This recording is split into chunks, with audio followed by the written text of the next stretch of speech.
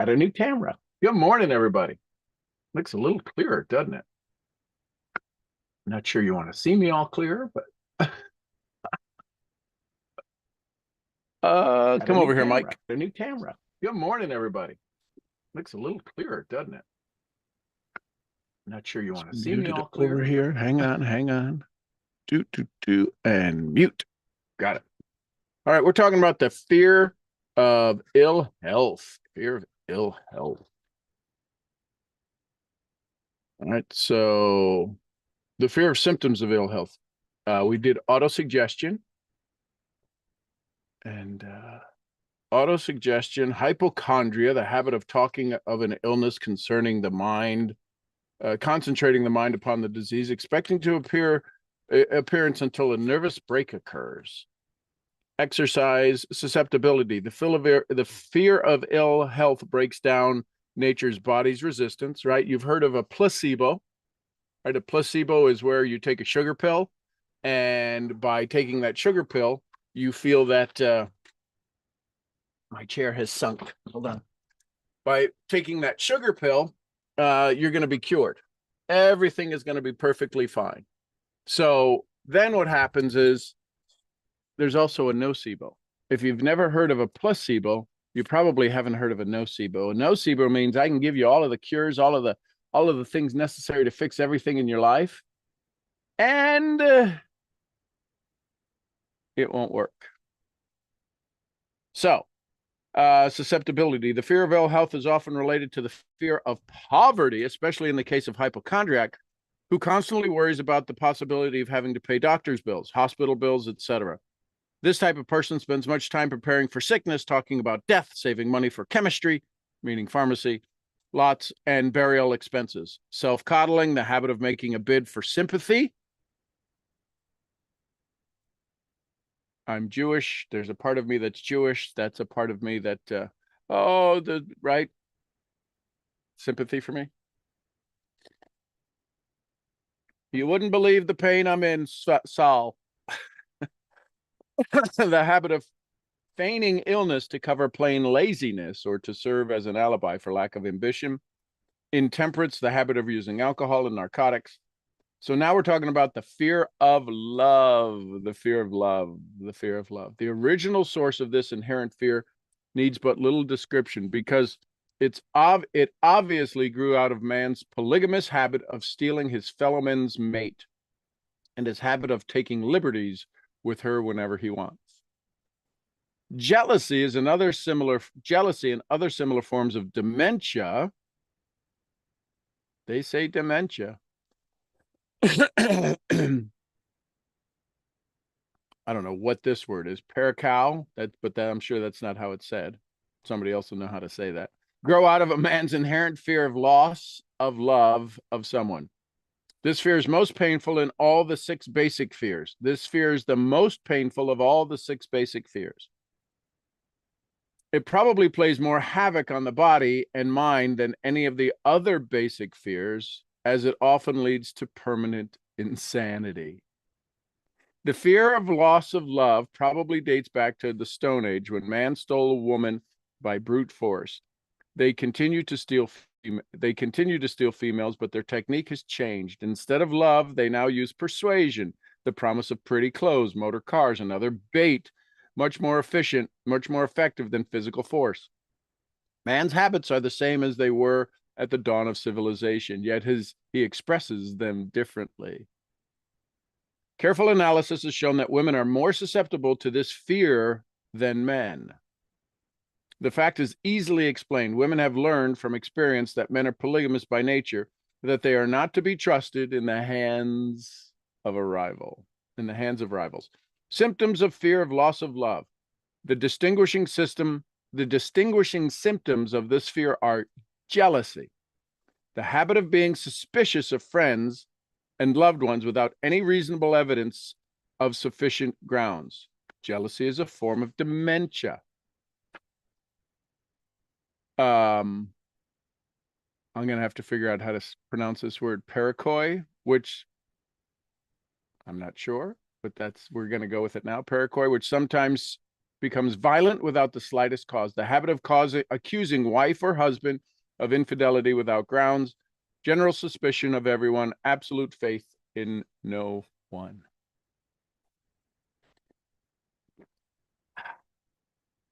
Fault finding. Fault finding. The habit of finding fault with friends, relatives, business associates, and loved ones upon the slightest provocation or without any cause whatsoever. Gambling. The habit of gambling, stealing, cheating, and otherwise taking hazardous chances to provide money for loved ones with the belief that love can be bought. The habit of spending beyond one's means and incurring debt, providing gifts for loved ones, and the object of making favorable with the object of making a favorable showing. Insomnia, nervous, lack of persistence, weakness of will, lack of self-control, lack of self-reliance, and bad temper. That's a biggie. Good morning, everybody. Fear of old age. We're talking about the 6 basic fears, and you can tell I got a new camera. I'm looking sharp, and my seat keeps dropping. I'm going to have to get a new chair. The fear of old age, the fear of a seat falling, the fear of old age. In the main, this fear grows out of 2 sources. First, the thought that old age may bring in poverty. Secondly, and by far the most common source of origin, from false and cruel techniques, or from false and cruel teachings of the past, which have been too well mixed with fire and brimstone, and the other bogies cunningly designed to enslave man through fear.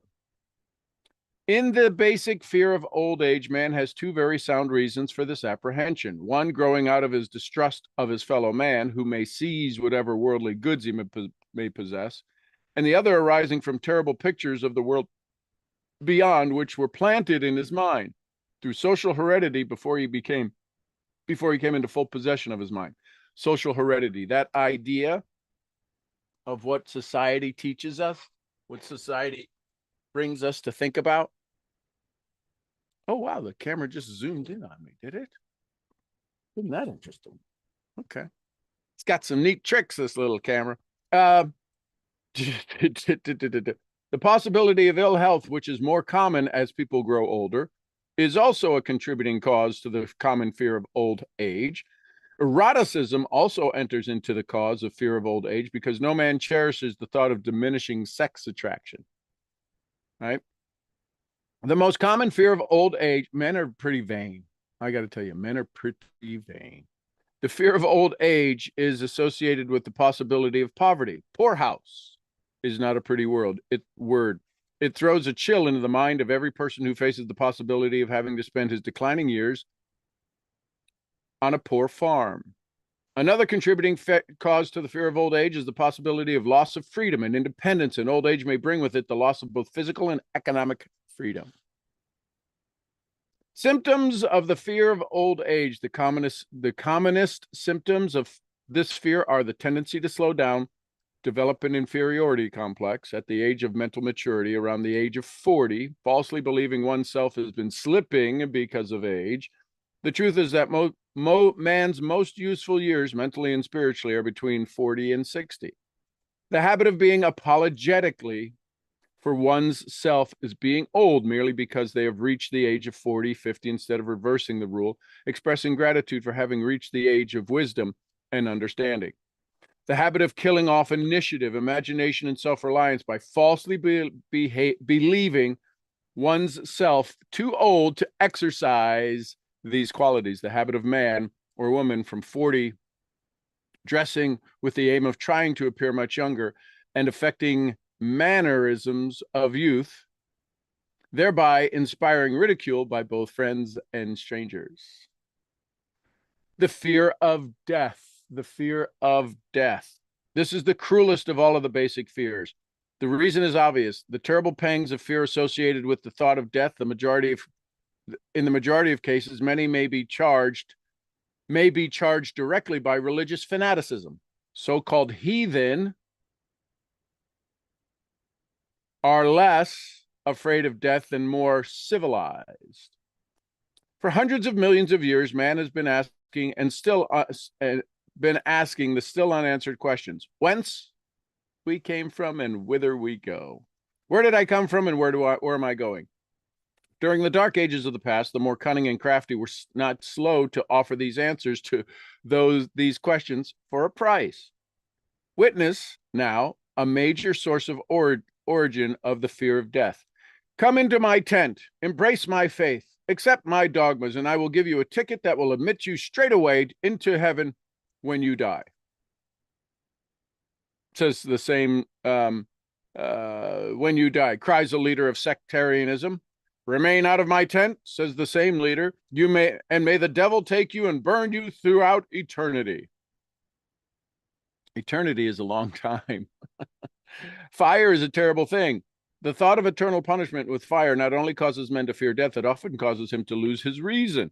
It destroys interest in the life and makes happiness impossible. During my research, I reviewed the book entitled A Catalog of Gods, in which were listed the 30,000 gods which man has worshipped. Think of it, 30,000 of them, represented by everything from crawfish to man.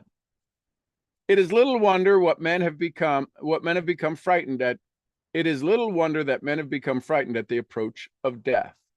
While the religious leader may not be able to provide safe conduct into heaven, nor the lack of such provision allow an unfortunate to descend into hell. The possibility of the latter seems so terrible that the very thought of it lays hold of the imagination in such a realistic way that it paralyzes reason and sets up the fear of death. In truth, no man knows, and no man has ever known, what heaven or hell is like, nor does any man know if either place actually exists. I'm reading a book now by a neurosurgeon who was in meningitis, had E. coli meningitis, which is only one of there's only been a couple of known handful of cases, and very few have ever, I think no one has ever lived. And he's a neuroscientist, and the name of the book is I think it's called There Is a Heaven. And he actually talks about this 7 days in coma. It's a pretty amazing book. Anyways, sidetrack, squirrel. The very lack of positive knowledge opens the door of the human mind to the Claritin, who so he may enter and control the mind with the stock of legerdemain and various brands of pious fraud and trickery. The fear of death is not as common as now as it was during the age when there was no great colleges and universities. Men of science have turned the spotlight of truth upon the world, and this truth is rapidly freeing men and women from the terrible fear of death. The young man or young woman who attend the colleges and universities are not easily impressed by fire and brimstone. Through the aid of biology, astronomy, geology, and other related sciences, the fears of the dark ages which gripped the minds of men and destroyed their reason have been dispelled. Insane asylums are filled with men and women who have gone mad because of their fear of death. This fear is useless. Death will come no matter what anyone may think about it. Accept it as a necessity and pass the thought out of your mind. It may be a necessity, or it would not come at all. Perhaps it is not as bad as it has been pictured. The entire world is made up of only two things, energy and matter. In elementary physics, we learn that neither matter nor energy, the only two realities known to man, can be created or destroyed. Both matter and energy can be transformed, but neither can be destroyed. Life is energy, if anything. If neither energy nor matter can be destroyed, of course, life cannot be destroyed. Life, like other forms of energy, may be passed through various processes of transition or change, but it cannot be destroyed. Death is more a transition. If death is not mere change or transition, then nothing comes after death except a long, eternal, peaceful sleep, a sleep of nothing to be feared. Thus, you may wipe out forever the fear of death. Symptoms of the fear of death. The general symptoms of this fear are the habit of thinking about dying instead of making the most of life, due generally to the lack of purpose or lack of suitable occupation. This fear is more prevalent among the aged Yet sometimes the more youthful are victims of it. The greatest of all remedies of the fear of death is a burning desire for achievement, backed by useful services to other. A busy person seldom has the time to think about dying. He finds life too thrilling to worry about death. Sometimes the fear of death is closely associated with the fear of poverty, where one's death would leave one's poverty, leave loved ones poverty stricken. In other cases, the fear of death is caused by illness and a consequent breaking down of the physical body's resistance. The commonest cause of fear of death are ill health, poverty, lack of appropriate occupation, disappointment, over love, and insanity, religious fanaticism. So the next thing we're going to talk about tomorrow is the devil's workshop. The 7th basic evil is the old man worries. So let me put a sticker here and a sticker there.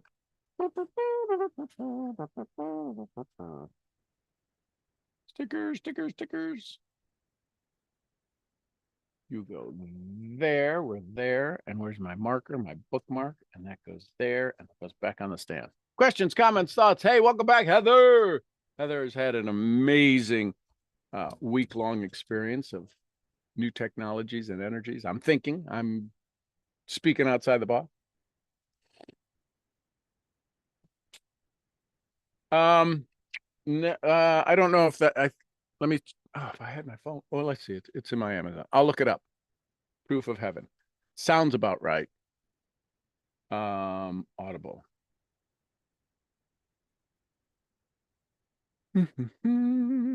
Questions, comments, thoughts, takeaways, take with you. Hey, good morning, John. Hey, good morning, Mr. Brad. How are you? Outstanding. I love it. I gotta go real quick, but when you said that, if it's the one that I read, the Neurosurgeon's Journey to the Afterlife, Evan Yes. Alexander, Proof of Heaven, and what stood out to me on that was he had mentioned that the best advice that he had ever got was from his son, who is also a neurosurgeon, I believe. Yep. He told him, he said, do not read any books of near-death experiences before you write yours. He had never read one. Mm-hmm. And he said, so I wrote the book. And then after he had completed, he went back and was reading other indie books and was like, some of almost verbatim, like word for word, in some of the experiences that he had. So it was just, I don't know, it sent me chills when I read that.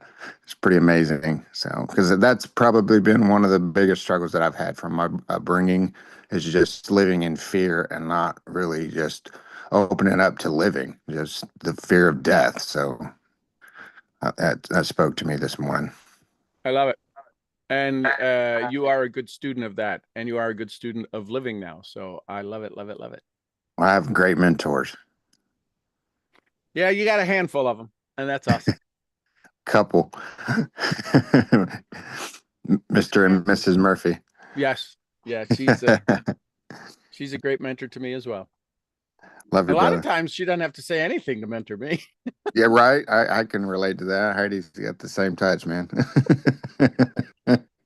It's just that look. Exactly. Yep. I love it. Love you, brother. Love you too, man. Have a safe day. Who else? Thoughts, comments, questions, takeaways, take with you. Hey, I got one. I always got one. Good.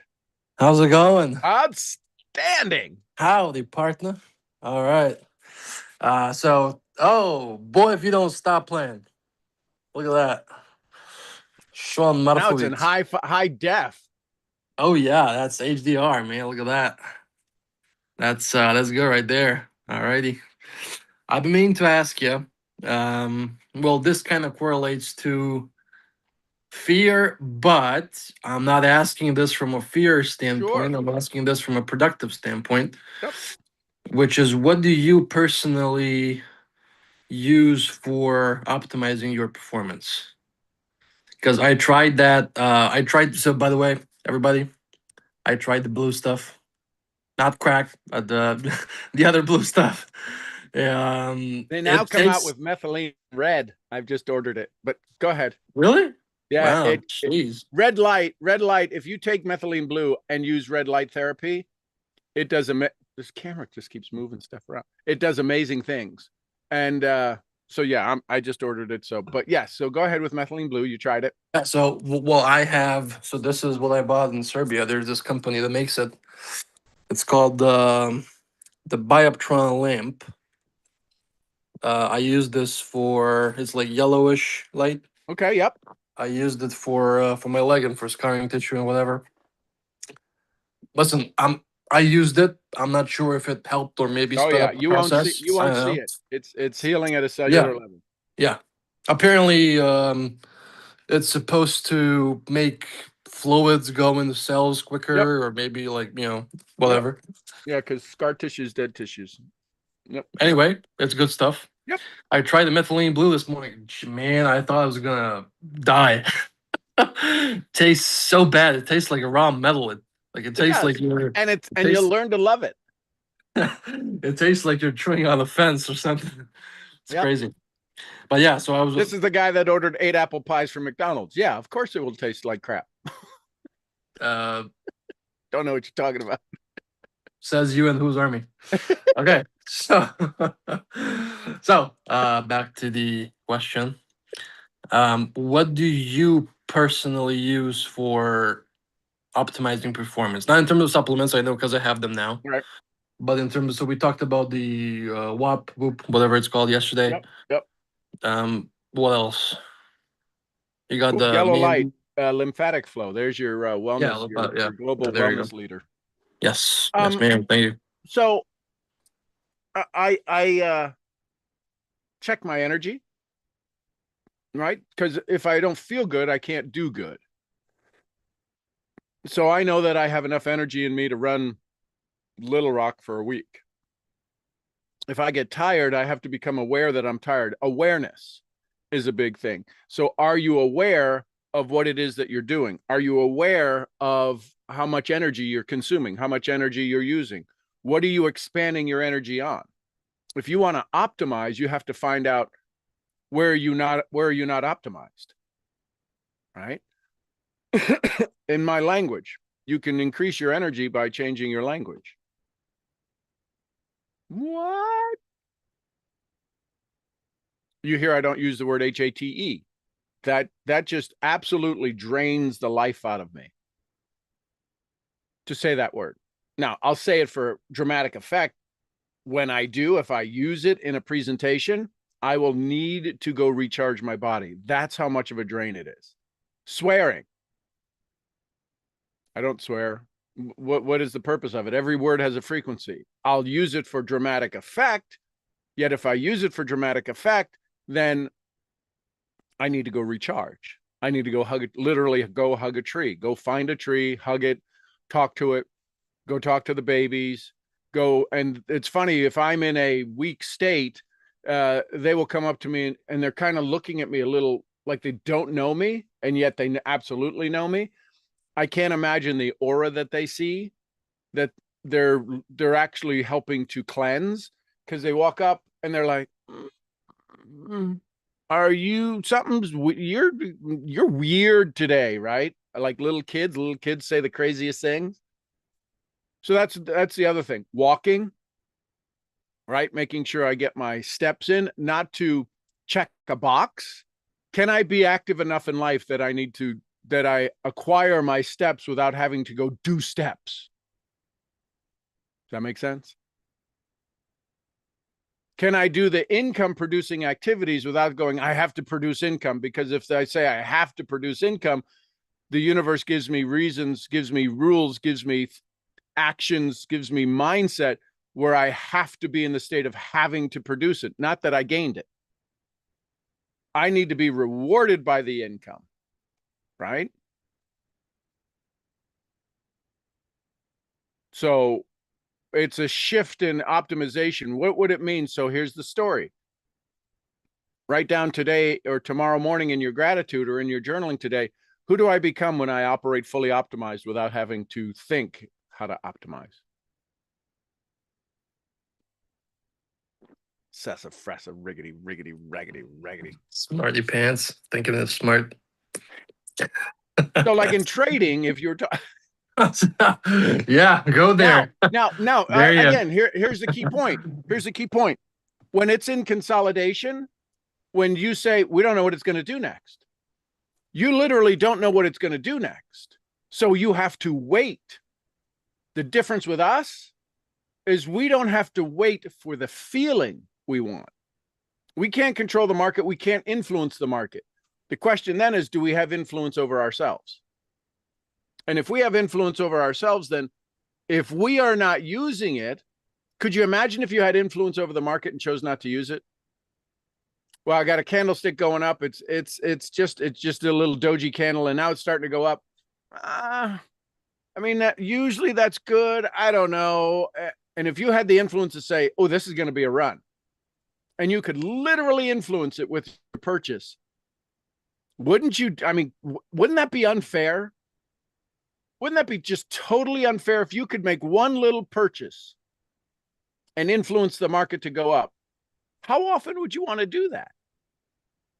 So now the question is that you have this market called AJ. It's a live stock market. It's a live trading platform, and you're trading life for light. You're trading life for death. And which do you want?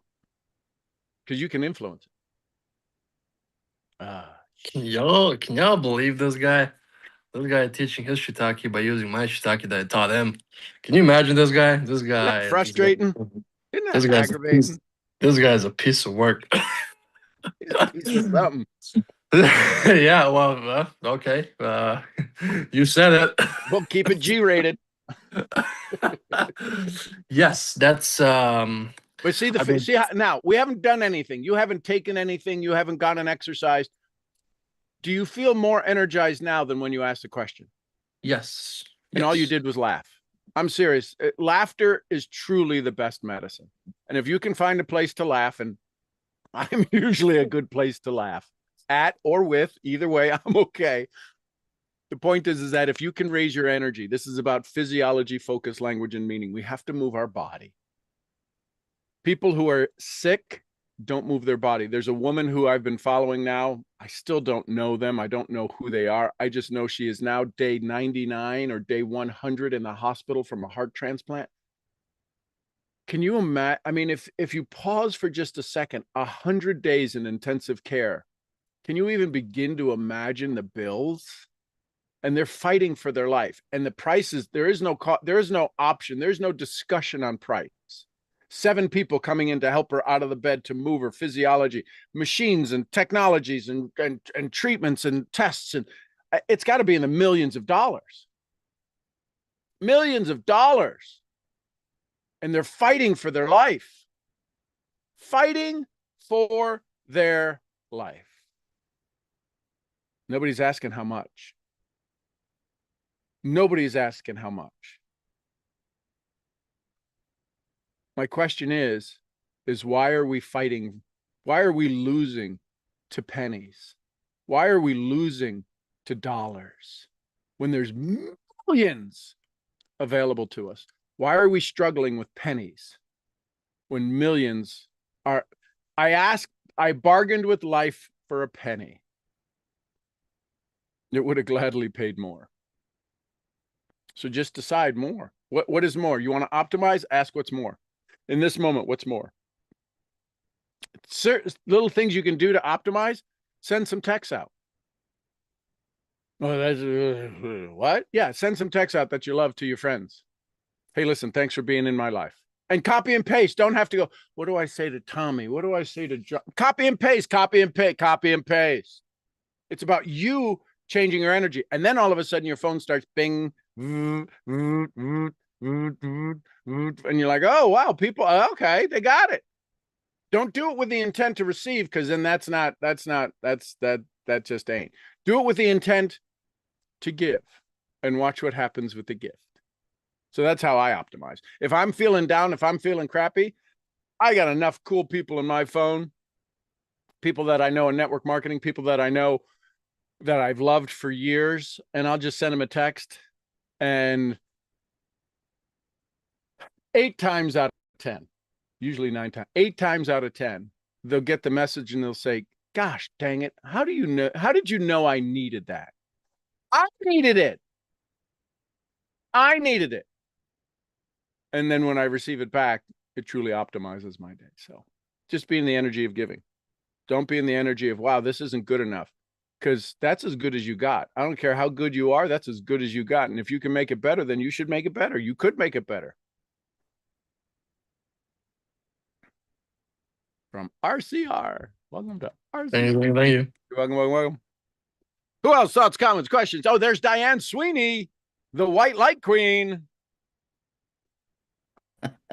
Good morning, Sean. Good morning, Diane. Well, this is a interesting topic today. because Shocking. I went for my treatment yesterday and it was just one thing after the other. And I just decided I don't need this. I just got this voice that said, you don't need this. And I told the nurse, I said, you know what? I'm just going to cancel it. And she just went, oh, really? And then apologized to 50,000 times. And I said, stop. I put my arm on her shoulder and I said, stop apologizing. It's not your fault. It's obviously something out there in the universe or God, if you believe in that. Just said, you know what? You don't need it today. And You want to know what I just heard? Yeah. You ready? One apology was for you. mhm. You know who the other 49,000 apologies were for? Every other patient who didn't have the guts to say, I'm done. Could be, yes. That's what I heard. So you were the place where she could apologize without collapsing, without cratering. Mhm. So you gave her freedom. That's what I'm hearing. You know me. I never, that's profound. Yes. Yeah, because as a nurse, sometimes you've got to do the protocol. Yeah. And you're like, I'm not sure this is the thing, yet this is what the doctor ordered. And Well, that's what we had the discussion about because it was 4 pokes to get an IV, and it's still like my arm is all swollen today where that last one went in wow. and all bruised. But and I knew it wasn't in the vein, so I just said, it's not. And 2 of them tried, and then the doctor's orders didn't come, even though the nurse had called me the day before and said she was sending the orders up and to make sure I was there at 8 and all that kind of stuff.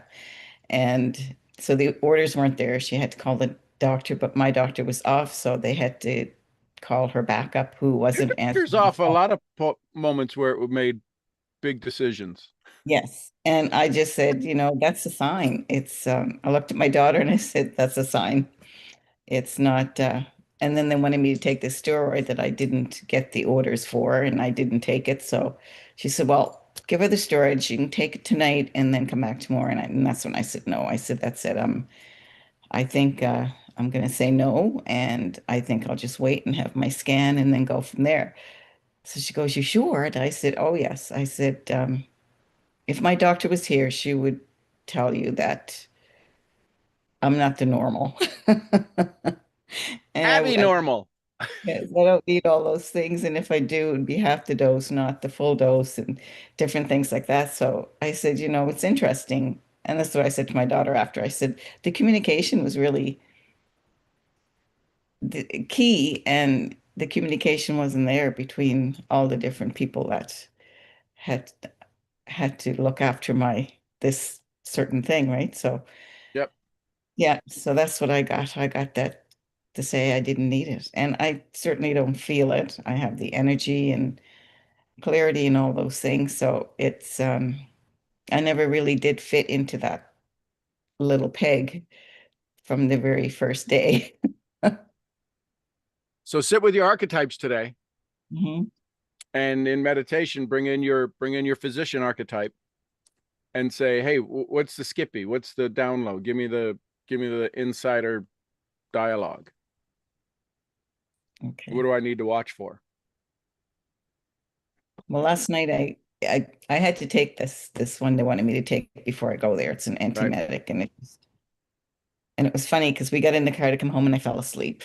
And then we got home and I slept for 2 hours. It just knocked me right out. And so last night, that's what I did. I did some meditation to release and all those kinds of things. And basically that's what came to me, to just release it all. Okay. Um, And then go back in and then have them do, the Qigong, that you can focus energy and have them Qigong your whatever it is needs a little bit pick me up, and have your energy physicians do that. okay. I do have Qigong, a There you go. CD. There Yeah. you go. And just have them focus on it, and binaural beats and the God, I think it's 458, the God frequency. Just Mhm. I'd be humming that and listening to that, and just right now you're at a you've crossed over the tipping point. You've tipped the scales in your favor, and with everybody, because if they find out you didn't do your last little thing, everybody's going to freak out, right? So of course they don't need to find out, but there's point is that this is the frequency that happens around us. Now it is your environment, right? Mhm. Napoleon Hill talks about your environment can change the way you look at things, right? Wayne Dyer talks about it. Joe Dispenza talks about it. So you have to create your internal environment strong enough, because everybody's going to say, well, of course, right? Afterwards, right? First they call you a loser, then they said they don't know you, you're a loser. Then when you win, they're like, oh, I've known him for years. That's what everybody says, like you look too healthy. Yep. And I said, well, I feel great. I don't feel anything like that. So, Yep. So it's, and when you said about health today, it's what fear of ill health is decision to forget the symptoms. And so I've never had any symptoms. Right. So, it's interesting when you put your mind to something or your thoughts to the opposite. Kind of crazy, isn't it? It is. What you think about and think about, you do actually bring about. Yeah. Yeah. So thank you. It saved me doing that. And I rang the bell the last time anyway. So there you Well, go. there you go. Yeah. So yeah, You're like a deli in there. Ding, ding, ding, ding, ding. Order up. yeah. I love it. I guess what it is, I found the peace of mind, and I made the decision for life and happiness. The So, day you've had enough. yeah. Yep. So thank you, thank you, thank you. You are welcome, welcome, welcome. Love it, love it, love it. Hey, AJ. Hey, just quickly, what Diane just said resonated with me very much. And I want to say I salute you, ma'am, for doing that, because I do understand exactly what went through your mind. We shared a similar experience. Sean told me at the ranch. I didn't even know, to be honest. Sean told me what happened and the journey you were on, and I resonate with that a lot. I wasn't, for a lack of a better word, sick. I was injured, but we went through the same thing. And sometimes what happens is people that are in the hospital, especially doing treatments for a long time, or maybe they're hospitalized for a long time, they just embrace this identity of the patient, quote unquote, and they embrace this identity of someone who's weak, someone who needs tending, someone who needs caring for. And me personally, it makes me sick. And I'm glad that you figuratively told them to get effed and didn't listen to what they said till the end, because I did the same thing. When I got out of the hospital, they told me I was going to do crutches for a year. And then 2 months later, I show up on my checkup without crutches. And the surgeon started making like the cross signs and the freaking Buddha, whatever. He even started praying like Muslims. Yeah, I mean, he pulled out everything. It just if you feel like that's not for you anymore, that's it. And I want to say thank you for saying that. I know it takes courage because maybe I'm wrong, maybe I'm not. But what may very well happen was that you understood that these people around, it's not that they're sick, it's that they have embraced their sickness and they've taken up being sick as a part of their personality. And I said no to that. I am super happy and moved that you said no to that as well. And for that, I salute you. So thank you for sharing that with us today. Thank you, thank you. Thank you, AJ. That yeah, it's true. You get to it's like you hit a wall and you just say, and yeah, and there's a lot of people in there getting treatments and they do look like they have sickness. And that's why they always look at me and say, you don't look sick. But yeah, it's true. It's all in how you look at it. And like Sean says, you know, uh, it's that energy that you put out. And I just embraced it, I think, at first, and I just went with it, and I didn't want to fit into that peg or that hole, whatever. And that's what, yes, I had a long talk with my son last night because he was very upset that I didn't have that treatment. And after a lot of discussion, he finally saw my point of view and he said, okay, I see your point of view and I accept your decision now. I said I didn't know I had to get your permission. But yeah, it is. It comes a time when you make a decision and that's it. And so thank you. Thank you. Well, and Diane, you bring up a fabulous point to understand how just in that relationship, just in that dialogue, just in that conversation, where there was a frequency where there was disappointment from him to you because you didn't do what they said. Just let's take that statement and forget who we're talking about. Somebody was disappointed with somebody they love because somebody they don't know, don't love, and is considered an authority tell them what to do. Isn't that social media? Isn't that society right now? Why don't we have, where did the faith go in those who are closest to us? Well, you're not a physician. Physician, heal thyself. If I look at the signs, right? If I needed to drive somewhere and that road was closed and then I take the detour and that road was closed and I take the detour, how many times, the joke, God says, I sent you a boat, I sent you a truck, I sent you a boat, I sent you a helicopter. What the hell are you doing here? The guy that died in the flood goes, God will save me. He said, I sent you a car, I sent you a boat, I sent you a helicopter, and you refused him. So we got to pay attention to these signs. We're given signs all the time. A lot of times the signs are so tiny, we're driving by at 90 miles an hour. We can't see the little sign that says, pay attention here. So that happens all the time. We go to talk to somebody who wants to join our business, wants to use our products, and they like what we do. We're the expert. They go home and tell everybody, and they go, well, they can't be an expert, and you're definitely not an expert, so you shouldn't do anything to change your lifestyle.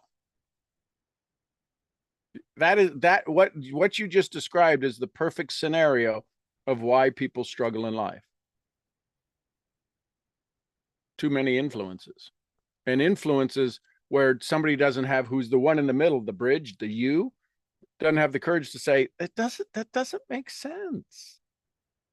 If most people had that idea, that conversation with their income models right now, if they really came to light to it and said, this doesn't make sense what I'm doing, there'd be a revolution of mass proportion. It'd be an awakening at a level. It'd be awesome. So thank you for sharing that. Anyone else? Thoughts, comments, questions, takeaways, take with yous? I think you can only handle me for an hour in high def.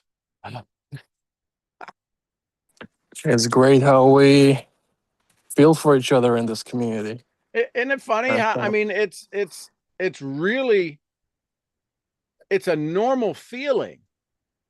And birds of a feather do flock together, right? It's a normal feeling of energy, of wanting more and becoming aware of more. And then when you finally, there's more? Yeah, there's more.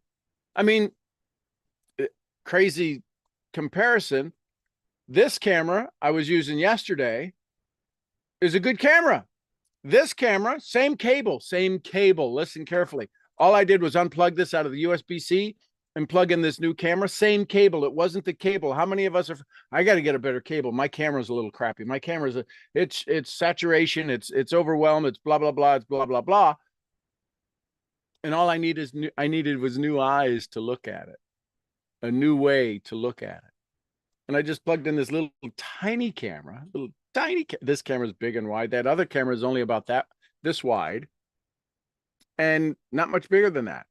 And high def.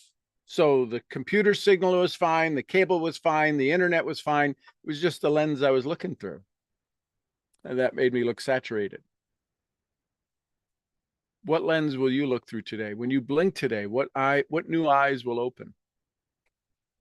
What new awarenesses? What fear is keeping you blocked and stuck?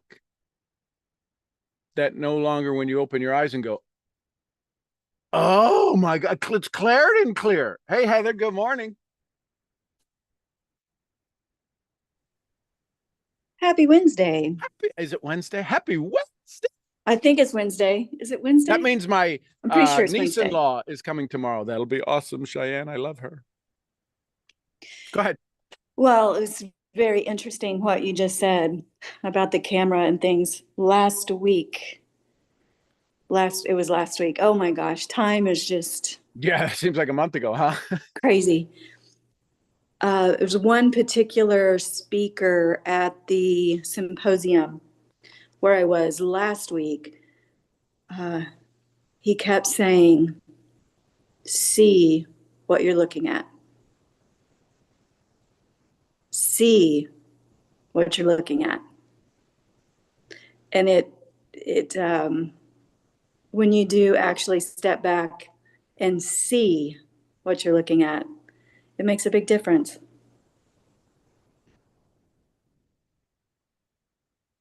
Can you It see the will. forest from the trees? You got to take a step back a little bit. Yeah. Yep. It will answer a lot of questions before you even ask. And that's the thing. Sometimes we think in the busy hunt for the solution, I'm busy. The answer's right there. That's why we always go, oh my gosh, I got it. That's why we're always shocked when we get the answer. We were making it too hard. It's right there. And if we use logic, I love that see what's there. I grew up on a farm. Y'all know that. And so we have electric fence for the sheep. And yesterday, Teddy looked like he was doing some kind of, when you push the bar out, you're sitting in the chair and you push the bar out. Looked like he was doing some kind of bench press because he had the electric fence right up against his chest and he was leaning into Lily, trying to say hi to Lily because they're in heat and he's a little buck and he thinks he's God's gift to, humanity.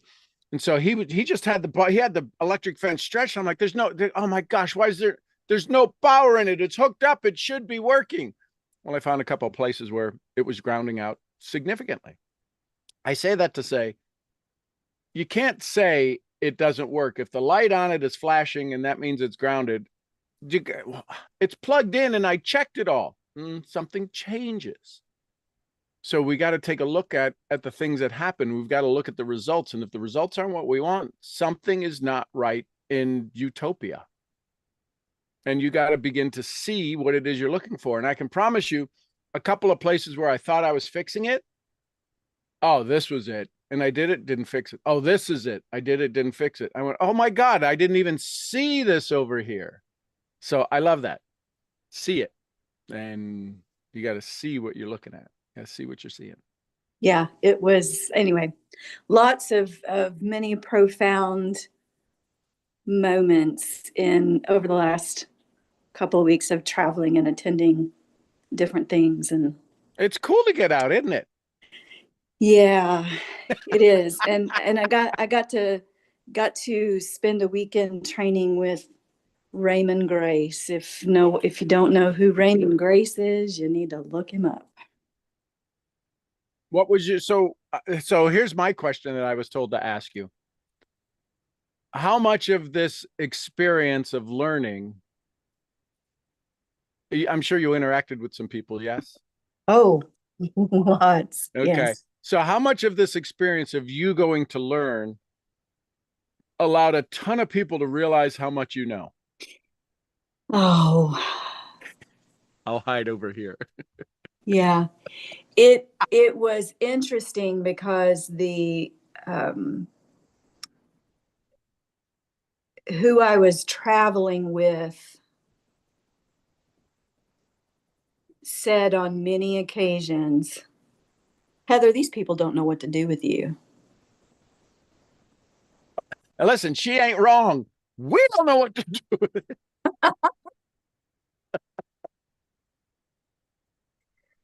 So it's interesting that you would ask that. Oh, I didn't ask it. Your archetypes told me, go ask her this question. This is a cool, watch her response. I'm like, okay, you're going to get me in trouble. I knew it was a trouble question. It was interesting that came up. There were a lot of new contacts made. I'll put it that way. There were Good. a lot of new contacts made, and I will most likely be a speaker at next year's symposium. Oh, shocking. Really? Wow. You got to learn a lot. You got to learn like 30 years worth of, have a good 30 years worth of experience between now and I know I can be an ass from time to time. Oh my goodness. No, it was great. And it would be fun to have a session with the Misfits to I'll Let's do it. give a book report to the Misfits on what I experienced and what I learned. I love it. Anytime anybody comes back from a conference, I'd love for you to share your notes. That's what I do my best when I come back from a Kyle Wilson, right? To share my notes. Yeah. So quick question. I know we're going to talk later. Pretty simple detox. What should I be looking for? Anything in particular? What should you be looking for? Is there anything is it of, it doesn't seem like it's a very, like a 3-day detox where you're like, oh my God.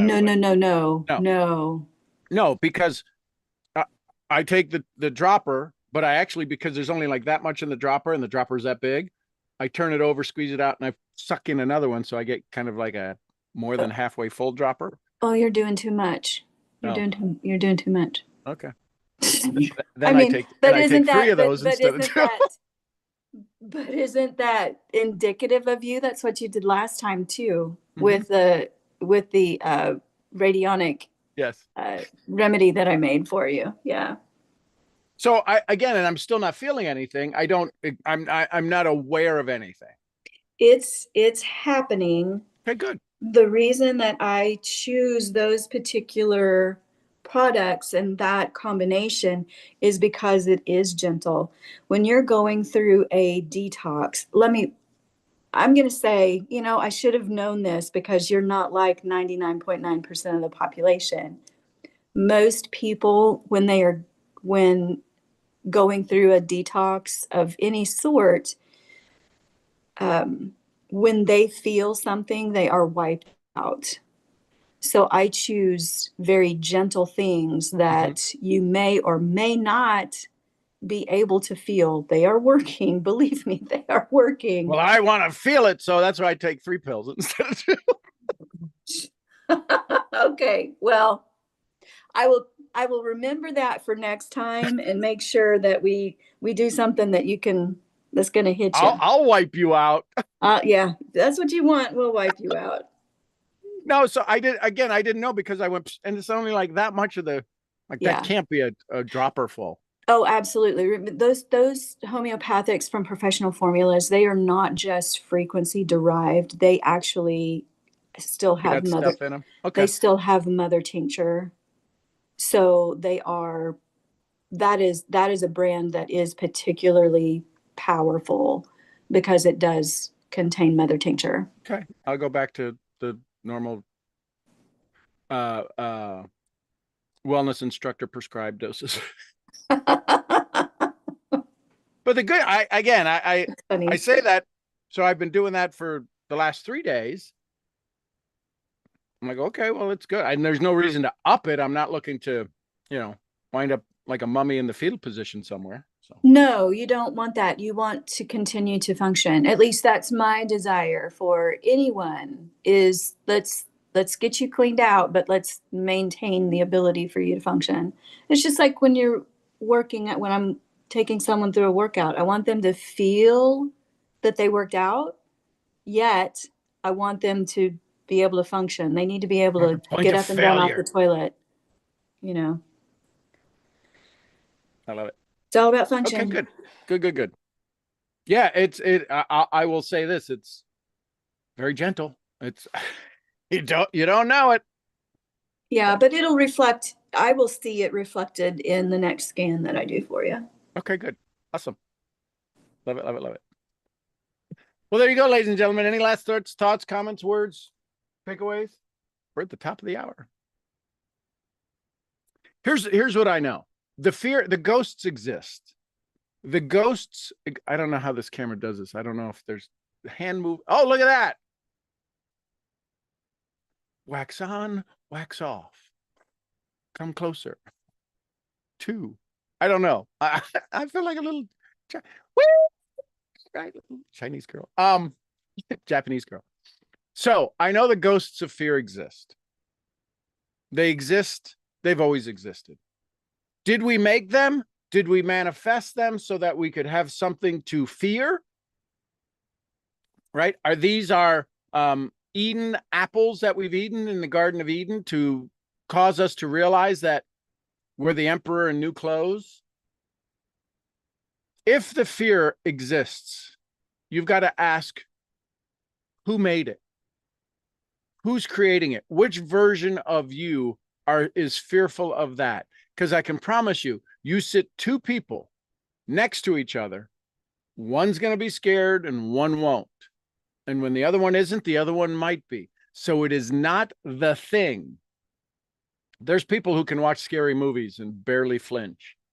I can't even watch the trailers. I choose not to watch the trailers. My point is that other people are desensitized to that. So how do we overcome this fear? We literally have to do what's called desensitization. We've got to talk about it. When you bring life to it, this is what negotiations talk about. When you name something, you make it real. Wow, I'm a little afraid of the dark. This is what I say sometimes if I have to walk across the pond, not across the pond, but across the dam at the end of the pond in the dark. Wow, this is dark out. It's beautiful. Look at the stars. I get to see the stars when it's dark. I've got all these dogs around me. Nothing is going to come within 100 yards of me that they can't hear, smell, taste, touch, whatever. So I'm okay. And that'll calm my childhood fear of the sense of dark. So fear of poverty. Am I really poor right now? Well, I could use some more cash. I'm not poor. I'm not in the poorhouse. We have to have these dialogues, because if we don't, the spiral starts. And that's what this book is all about. And if you have your definite major purpose in place, it's really hard to get the spiral started if you're constantly looking forward, going forward, moving in, stepping in. If you're in your sanctuary of undevelopment and achievement, and you've reset your calibrations and you've reset your mind, your body generator, your income generator, your frequency generator for society, all of these things, if you constantly work on you, you'll be amazed at how many people say, I want to be around you. I need you in my life. So there you go. I'm your head brain training, detoxing worms and bugs out of your body and misfit and out of your mind. I'll see y'all where? At the next At the next event, somebody give me some Costa Ricas. Pura vida. And somebody give me some Lydia's. Oh, look at that. Come in. Ooh, it's coming in. Peace be with us Peace all. be with us. And the queen of helping you detox your mind and detox your poverty, Jessie Lee Ward. Boss Lady, I baby. love you, girl. All right, everybody, go have some. Oh, and a little white fluffy. Gurgly, gurgly, gurgly. All right, everybody, go have some fun today. We will see you all tomorrow, Thursday, and have some fun today. Detox some of the old fears and old stories, and tomorrow we'll talk about whatever the next one was. I love you tons. Bye for now. Thank you. Love you all. Love you, Sean.